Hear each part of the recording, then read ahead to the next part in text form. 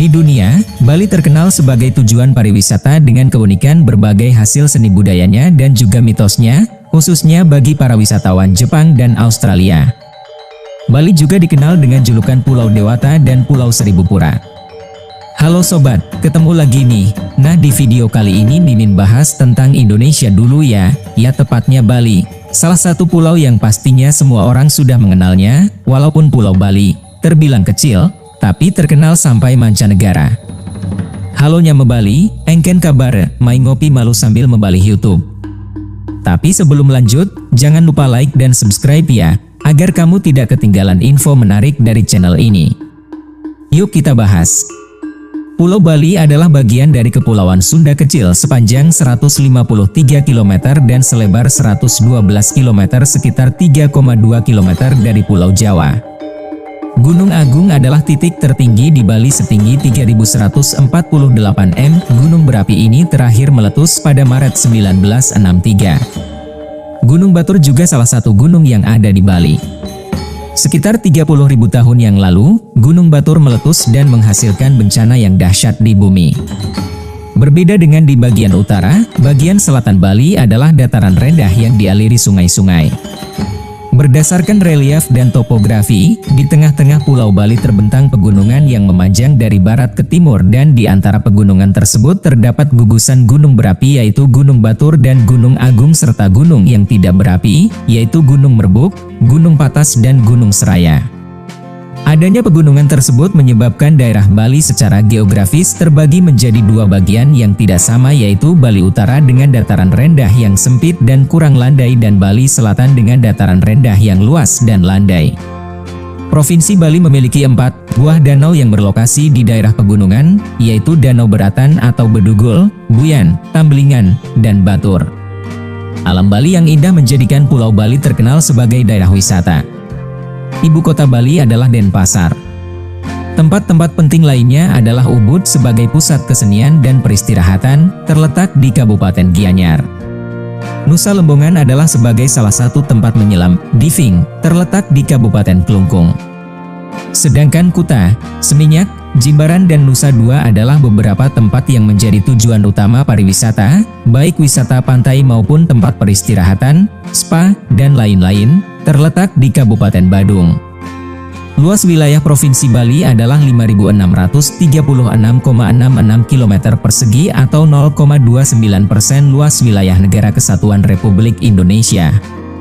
Secara administratif Provinsi Bali terbagi atas 8 kabupaten, 1 kota madya, 55 kecamatan, dan 701 desa atau kelurahan. Batas wilayah. Sebelah utara, berbatasan dengan Laut Bali. Sebelah timur, berbatasan dengan Selat Lombok, Provinsi Nusa Tenggara Barat. Dan sebelah selatan, berbatasan dengan Samudra Hindia. Barat Selat Bali, Provinsi Jawa Timur. Berdasarkan data Badan Pusat Statistik, BPS, Provinsi Bali tahun 2021, penduduk Bali berjumlah 4.300.000 jiwa. Dengan mayoritas etnis Bali. Data Kementerian Agama mencatat bahwa 86,70% warga Provinsi Bali menganut agama Hindu. Agama lainnya adalah Islam sebanyak 10,10%, kemudian Kristen Protestan sebanyak 1,67%, Katolik sebanyak 0,83%, Buddha sebanyak 0,68%, Konghucu sebanyak 0,01%, dan penganut kepercayaan kurang dari 0,01%. Masyarakat suku Bali umumnya beragama Hindu. Sementara penduduk Jawa, Sunda, Sasak, Melayu umumnya beragama Islam, dan beberapa orang asli suku Bali juga ada yang memeluk agama Islam, 26, sementara pemeluk agama Kristen umumnya berasal dari penduduk Nusa Tenggara Timur, kemudian Papua, suku Batak, Minahasa, Tionghoa. Dan ada juga satu desa yakni Desa Belimbing Sari di Kecamatan Melaya Jemberana, tidak jauh dari Pelabuhan Gilimanuk, sebuah desa Kristen di mana warganya adalah asli suku Bali, bahkan gerejanya bentuknya mirip pura. Mayoritas penduduk yang mendiami Provinsi Bali adalah suku asli setempat, yakni Bali. Suku Bali memiliki kekayaan budaya yang dikenal dunia, sehingga Bali menjadi tujuan utama wisatawan asing ke Indonesia. Selain kekayaan pantai, budaya yang diminati di Bali adalah tari-tariannya, seperti tari kecak, festival seperti ogoh-ogoh, dan lainnya. Suku terbanyak dari luar suku Bali adalah suku Jawa. Selain dari sektor pariwisata, penduduk Bali juga hidup dari pertanian dan perikanan. Yang paling dikenal dunia dari pertanian di Bali ialah sistem subak. Sebagian juga memilih menjadi seniman. Bahasa yang digunakan di Bali adalah bahasa Indonesia, Bali dan Inggris khususnya bagi yang bekerja di sektor pariwisata. Bahasa Bali dan bahasa Indonesia adalah bahasa yang paling luas pemakaiannya di Bali dan sebagaimana penduduk Indonesia lainnya. Sebagian besar masyarakat Bali adalah bilingual atau bahkan trilingual. Meskipun terdapat beberapa dialek dalam bahasa Bali, umumnya masyarakat Bali menggunakan sebentuk bahasa Bali pergaulan sebagai pilihan dalam berkomunikasi. Secara tradisi, penggunaan berbagai dialek bahasa Bali ditentukan berdasarkan sistem catur warna dalam agama Hindu Dharma dan keanggotaan klan, istilah Bali, Soroh, Gotra, meskipun pelaksanaan tradisi tersebut cenderung berkurang. Bahasa Inggris adalah bahasa ketiga dan bahasa asing utama bagi banyak masyarakat Bali yang dipengaruhi oleh kebutuhan yang besar dari industri pariwisata. Para karyawan yang bekerja pada pusat-pusat informasi wisatawan di Bali seringkali juga memahami beberapa bahasa asing dengan kompetensi yang cukup memadai. Bahasa Jepang juga menjadi prioritas pendidikan di Bali. Masyarakat Bali menggunakan bahasa Bali sebagai bahasa komunikasi antar sesama orang Bali selain bahasa Indonesia dan bahasa Inggris. Bahasa Bali merupakan subkelompok dari rumpun bahasa Austronesia Barat, dipergunakan oleh sekitar 3 juta penutur. Bahasa Bali memiliki fungsi dan kedudukan yang penting dalam kehidupan masyarakat Bali. 3 dekade lalu, perekonomian Bali sebagian besar mengandalkan dan berbasis pada pertanian baik dari segi output dan kesempatan kerja. Sekarang, industri pariwisata menjadi objek pendapatan terbesar bagi Bali. Hasilnya, Bali menjadi salah satu daerah terkaya di Indonesia. Pada tahun 2003, sekitar 80% perekonomian Bali bergantung pada industri pariwisata. Pada akhir Juni 2011, non-performing loan dari semua bank di Bali adalah 2,23%, lebih rendah dari rata-rata non-performing loan industri perbankan Indonesia, sekitar 5%. Ekonomi, bagaimanapun menderita secara signifikan sebagai akibat dari bom Bali 1 tahun 2002 dan bom Bali 2 tahun 2005. Industri pariwisata sendiri telah pulih dari akibat peristiwa ini. Pasca terjadinya pandemi COVID-19 akhir tahun 2019, perekonomian Bali yang didominasi sektor pariwisata mengalami penurunan.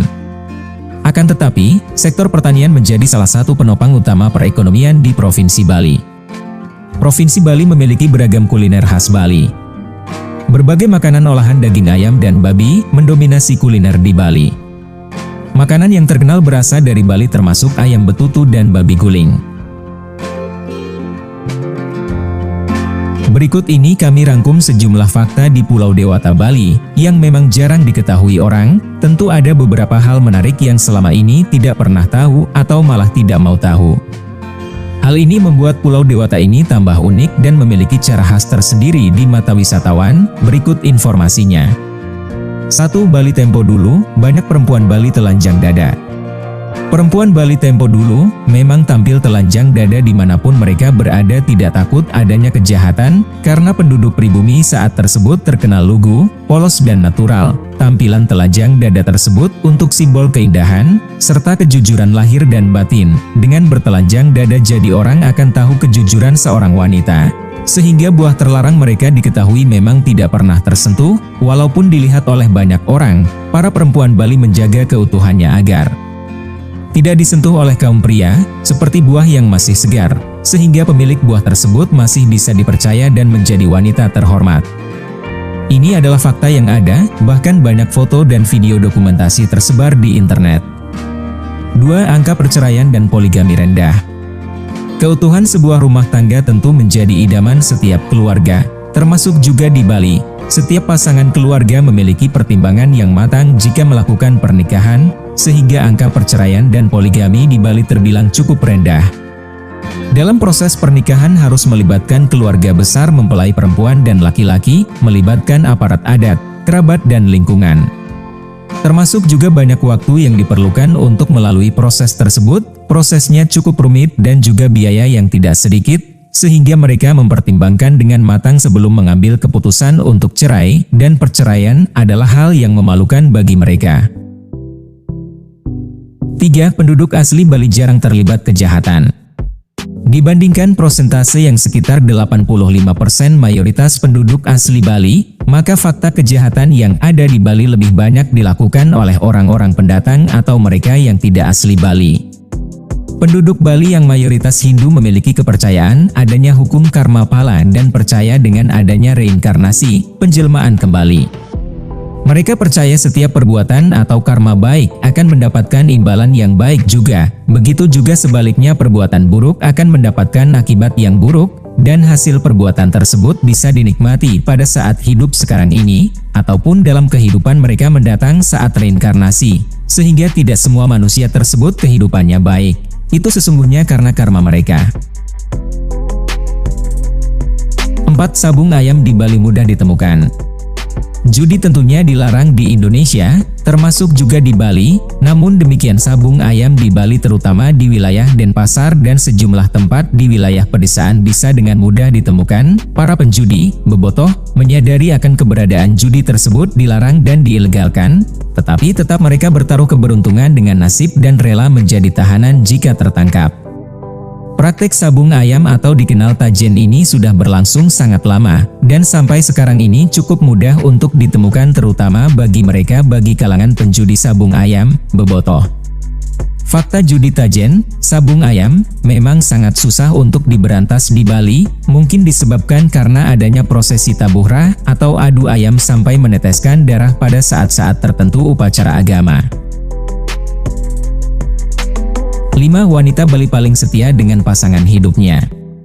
Bagi wanita Bali, mereka akan sangat mempertimbangkan dalam memilih pasangan hidupnya, karena Bali menganut sistem patrilineal. Setelah seorang wanita memilih pasangan hidupnya, maka secara otomatis semua hak dari wanita tersebut di keluarganya akan dilepas, termasuk juga ikatan dengan leluhurnya. Ini melalui proses upacara agama atau ritual yang menyatakan bahwa perempuan tersebut melepas ikatannya dengan leluhur. Jika dipahami ini, tentu hal yang sangat menyedihkan tidak hanya dilepas oleh keluarga tetapi juga ikatannya dengan leluhurnya dan bergabung dengan keluarga mempelai lelaki menjadi anggota baru, apalagi sampai pindah agama tentu adalah hal yang rumit. Untuk itulah wanita sangat ingin mempertahankan keutuhan keluarganya. 6. Bali punya banyak hari libur. Dalam kalender Bali, fakta memang terlihat banyak libur. Karena sejumlah hari raya besar keagamaan tentunya setiap orang ingin libur dari tempat kerjanya. Sejumlah hari raya besar agama di Bali diantaranya Hari Raya Galungan, Kuningan, Nyepi, Pagerwesi, Saraswati serta sejumlah upacara besar seperti Piodalan, Puja Wali, pada sebuah pura yang mengharuskan untuk libur. Namun demikian, banyaknya libur di Bali tidak akan mengganggu kegiatan operasional sebuah perusahaan yang sudah memiliki aturan sendiri.